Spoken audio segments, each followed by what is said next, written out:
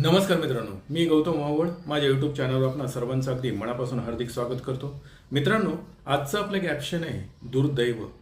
आता तुमच्या मनामध्ये नेमका प्रश्न निर्माण झालाच असेल की कोणाचं दुर्दैव, कोणाचं दुर्दैव, तुमचं की माझं? कोण म्हणतंय दुर्दैव, कशासाठी म्हणतंय, त्याला काही संदर्भ आहे का? मित्रांनो, या सर्व प्रश्नाची उत्तर आपल्याला या व्हिडिओमध्ये बघायची आहेत. तर हा व्हिडिओ पाहायला विसरू नका आणि जर तुम्हाला याचं उत्तर सापडलंच तर मात्र कॉमेंट्स बॉक्समध्ये लिहायला सुद्धा विसरू नका. तर चला, वेळ न दवडता आपण बघूया की दुर्दैव असं कोण म्हणतंय, काय संदर्भ आहे त्याला.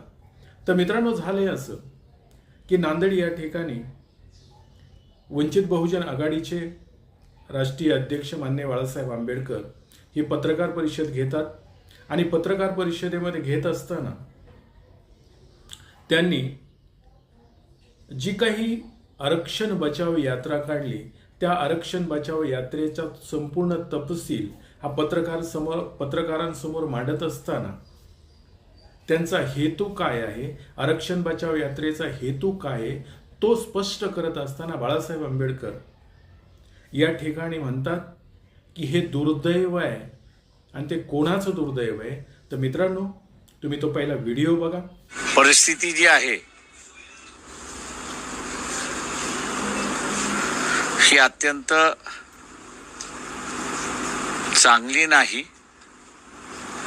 छगन भुजबळ यांच्या शब्दामध्ये वर्णन करायचं झालं किंवा छगन भुजबळ यांचे शब्द वापरायचे असतील तर नामांतरासारखी परिस्थिती निर्माण झालेली आहे. नामांतराच्या वेळेस जी परिस्थिती निर्माण झाली होती तीच परिस्थिती आता मराठा आणि ओबीसी यामध्ये झाले अशी परिस्थिती आहे. हे मी दुर्दैव त्या ठिकाणी मानतो. बघितलं, बाळासाहेब आंबेडकर म्हणतात की हे दुर्दैव आहे. कोणाचं? तर या ठिकाणी असलेल्या, मग त्या माणसांचं असेल, ते राजकीय पक्षांचं असेल किंवा या महाराष्ट्राचं ते दुर्दैव आहे. आणि बाळासाहेब आंबेडकर असं का म्हणतायत? तर मित्रांनो, विषय असा झालाय की आरक्षण हे सर्व समाजाला त्याची सामाजिक आर्थिक प्रगती करण्यासाठी किंवा त्याचा सामाजिक स्तर उंचावण्यासाठी आरक्षण हे घटनेनं दिलं.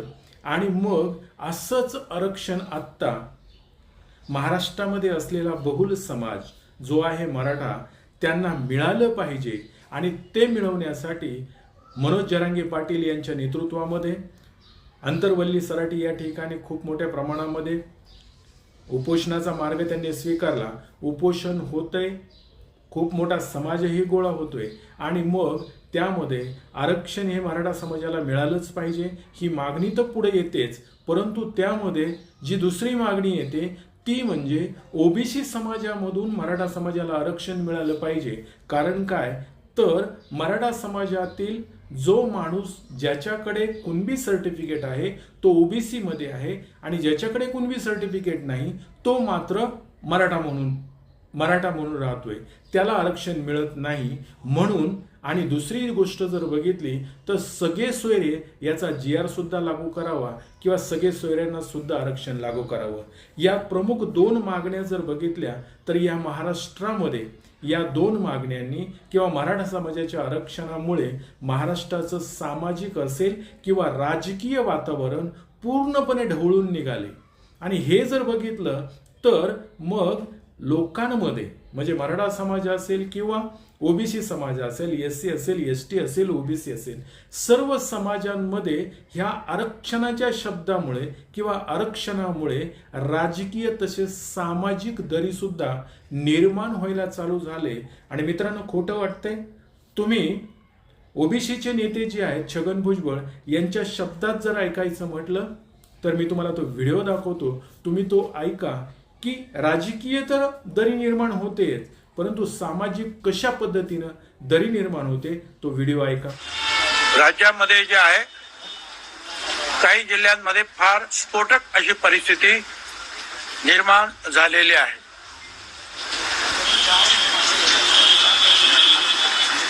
काही लोक जे आहेत ते मराठा समाजाचं हॉटेल आहेत तर तिथे जात नाही. काही लोक हे ओबीसी समाजाचं, धनगर समाजाचं किंवा वंजारी समाजाचं, माळी समाज कुणाचं आहे, त्याचं एखादं दुकान आहे तर तिथे मराठा समाज जात नाही. तर अशी सगळी परिस्थिती जी आहे राज्यामध्ये निर्माण झालेली आहे. राज्याचे एक ज्येष्ठ नेते म्हणून तुमची जबाबदारी आहे आता की ही शांतता राज्यामध्ये निर्माण झाली पाहिजे. त्यांना आठवण करून दिली, बाबासाहेब आंबेडकरांचं नाव मराठवाडा विद्यापीठाला देत असताना असाच मराठवाडा पेटला होता आणि अशा वेळेला मग तो शांत करून शेवटी जे आहे तुम्ही निर्णय घेतला की सरकारचं काय होईल ते होईल, पण आपण हे काम केलं पाहिजे आणि त्यानुसार तुम्ही मराठवाडा विद्यापीठाचं नाव बाबासाहेब आंबेडकरांचं नाव त्याला जोडलं.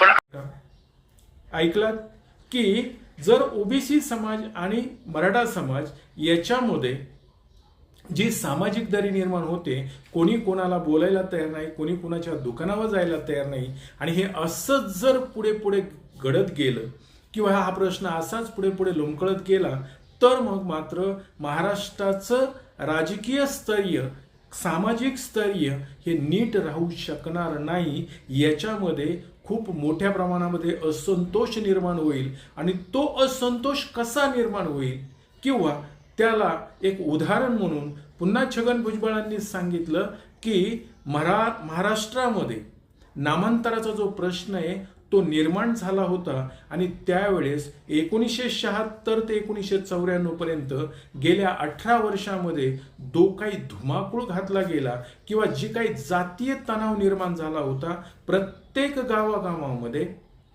जातीय तणाव निर्माण झाला, जातींचे झगडे निर्माण झाले, भांडणं तयार झाली, आणि मग हे जर बघितलं तर महाराष्ट्राचं सामाजिक सलोखा हा पूर्णपणे बिघडण्याच्या तयारीत होता. आणि तसंच आत्ताचं वातावरण होऊ शकतं. म्हणून राजकीय पक्ष जे आहेत, या राजकीय पक्षांनी अशी भूमिका घ्यावी, म्हणजे सगळ्यांनी एकत्र यावं आणि त्यावर तोडगा काढावा.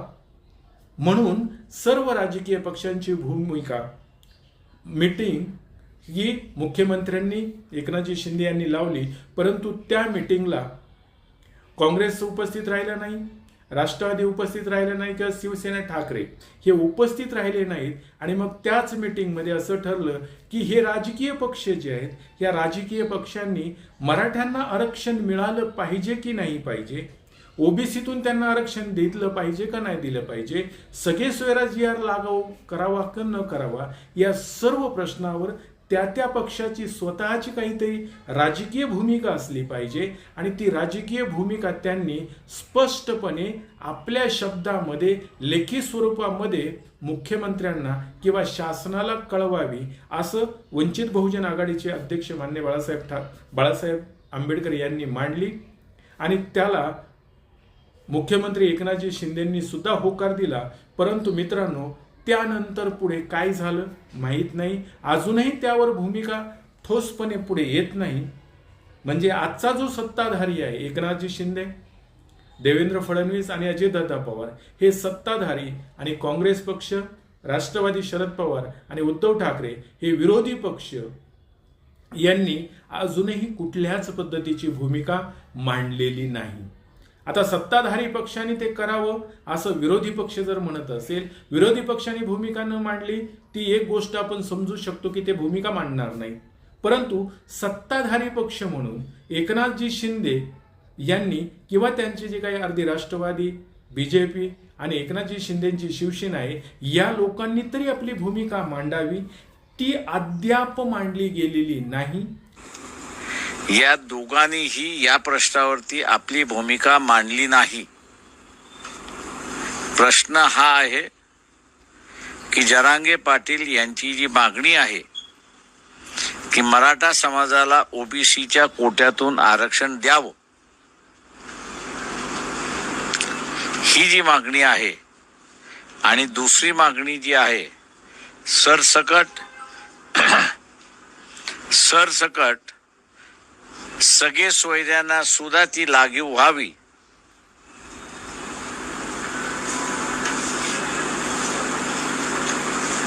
वंचित बहुजन आघाडी शिवाय कुठल्याही राजकीय पक्षाने भूमिका घेतलेली नाही. यांना जायला काय झालं? मराठा आरक्षण ओबीसी आरक्षणातून द्यायचं का नाही द्यायचं असं त्यांचं म्हणणं आहे बरं का. मी मीडियात ऐकलंय त्यांचं म्हणणं आहे ओबीसीतून मराठ्याला आरक्षण द्यायचं आणि ओबीसीतून आरक्षण देण्यासाठी ती बैठक होती. मग याने जाऊन म्हणायचं ना, ह्या विरोधक कोण येते महाविकास आघाडीवाली द्या ओबीसीतून म्हणून. तुम्ही लपन कोण बसले? मराठ्याचं मतदान घ्यायला गोड लागत का? नाही. कारण बाळासाहेब आंबेडकर असं म्हणतायत की या लोकांना पत्र पाठवून त्यांच्याकडून लेखी स्वरूपामध्ये त्यांचं म्हणणं घेणं हे मुख्यमंत्र्यांनी आश्वासन दिलं, परंतु ते पत्र जर अजून वंचित बहुजन आघाडीला जर मिळत नसेल याचा अर्थ ते पत्र विरोधकांना सुद्धा किंवा विरोधी पक्षाला मिळालेलं नाही. त्या बैठकीमध्ये मुख्यमंत्र्यांनी आश्वासन दिलं की आम्ही पत्र लिहू, म्हणजे पत्र आम्ही पाठवू.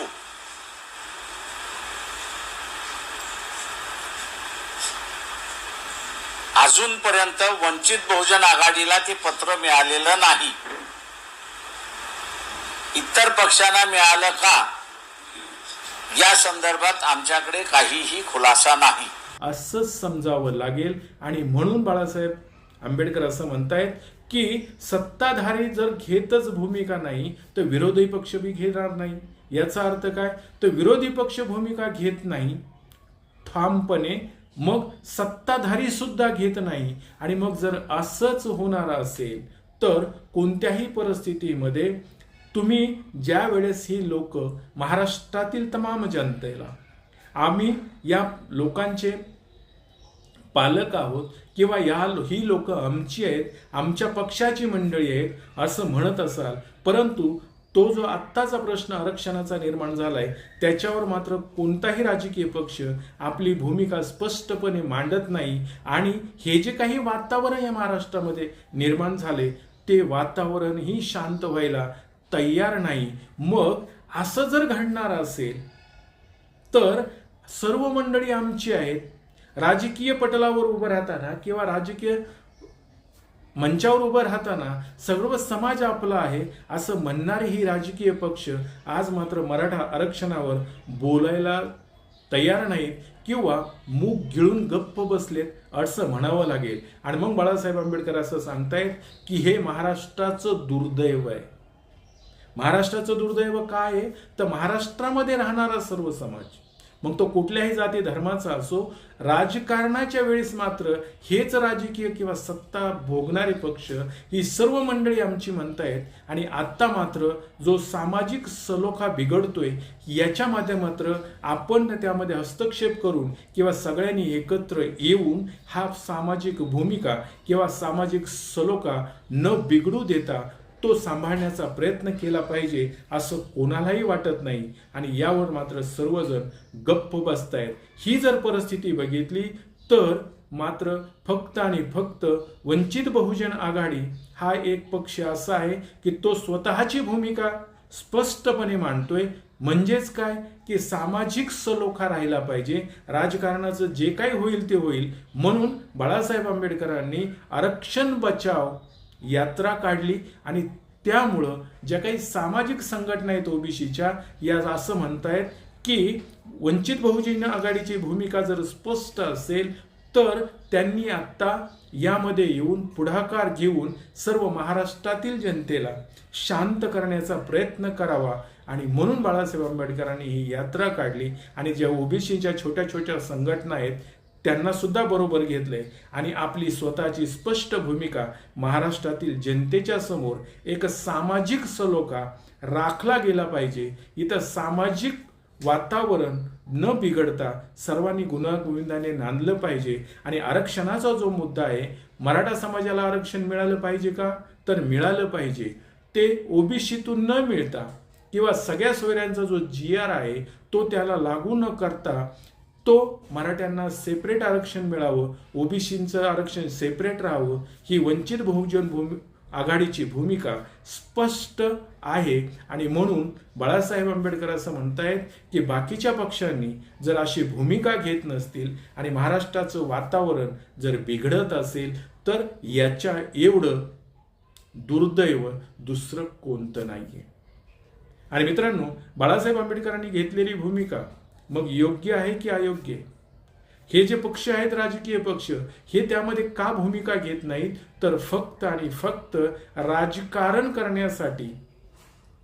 मग सामाजिक सलोखा बिघडो अन्यथा राहो, त्यांना त्याचं काही घेणं देणं नाही, हे यातून दिसतंय. आणि मग बाळासाहेब उद्विग्न होऊन असं म्हणतायत की हे महाराष्ट्राचं दुर्दैव आणि या ठिकाणी राहणाऱ्या लोकांचं हे दुर्दैव की त्या मंडळींना अजूनही आपलं कोण आणि परक कोण हे कळत नाहीये. राजकीय भूमिकेच्या वेळेस मात्र हीच मंडळी पुन्हा यांना भूलथापा देऊन ही लोक बळी पडतायत.